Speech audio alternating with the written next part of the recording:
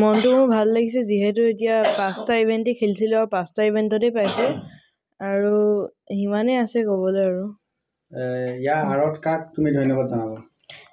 মোৰ কোচজন জেমছ মৰাণ তেওঁৰ নাম আৰু মোৰ মা দেউতাও মোক বহুত সহায় কৰিছে ইমানখিনি পাবলৈ। আজি দাদাসকলে তোমাক সম্বৰ্ধনা জনাইছে, এই সন্দৰ্ভত কি ক'বা?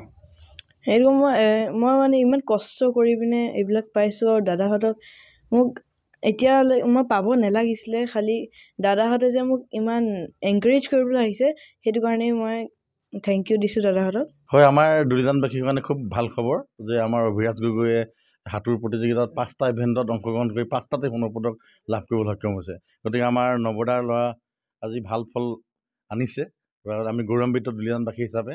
সেয়েহে আজি দুলীয়াজান আঞ্চলিক সমিতিৰ লগতে টেঙাখাত আঞ্চলিক সমিতি একত্ৰিত হৈ তেখেতক আমি সম্বৰ্ধনা জনাবলৈ আহিছোঁ আৰু আমি আশা ৰাখিছোঁ অনাগত ভৱিষ্যতৰ দিনত যাতে ভাল ফল আৰু দেখুৱাই আমাৰ দুলীয়াজান অঞ্চলৰ লগতে যাতে আমাৰ জিলাখনলৈ আৰু ৰাজ্যখনলৈ গৌৰৱ কৰিব পাৰে আৰু ভগৱানে তেখেতক শক্তি দিয়ক, সামৰ্থ্য দিয়ক, সুস্থ দেহ মনৰ অধিকাৰী কৰি ৰাখক। হয়, আমি যিহেতু আজি আমি সুখী অনুভৱ কৰিছোঁ টেঙাখাতবাসী হিচাপে, যিহেতু আমাৰ অভিৰাজ গগৈয়ে যিয়ে আমাৰ আন্তঃজিলা তেওঁ সাঁতোৰত 5টাতে ইভেণ্টত 5টাতে সোণৰ পদক দখল কৰিবলৈ সক্ষম হৈছে। গতিকে আমি অসম জাতীয়তাবাদী যুৱ ছাত্ৰ পৰিষদ টেঙাখাত আঞ্চলিক সমিতি তথা দুলীয়াজান আঞ্চলিক সমিতিৰ তৰফৰ পৰা আমি তেখেতক অভিনন্দন জ্ঞাপন কৰিছোঁ আৰু অনাগত দিনত যাতে তেওঁ ইয়াতকৈ অধিক পদক অৰ্জন কৰে, আমাৰ টেঙাখাতৰ লগতে আমাৰ দুলীয়াজান তথা সমগ্ৰ আমাৰ জিলাখনৰ নাম তেওঁ আন্তঃৰাজ্যিক পৰ্যায়ত তেওঁ আমাৰ জিলাখনৰ নাম যাতে তেওঁ আগুৱাই নিয়ে। গতিকে এই ক্ষেত্ৰত আমি তেওঁক অশেষ ধন্যবাদ জ্ঞাপন কৰিছোঁ আৰু অনাগত দিনত আমি তেখেতৰ লগত থাকিম, যিকোনো ক্ষেত্ৰত আমি তেখেতক সহায় সহযোগিতা কৰিম বুলি আমি আজি প্ৰতিশ্ৰুতিবদ্ধ।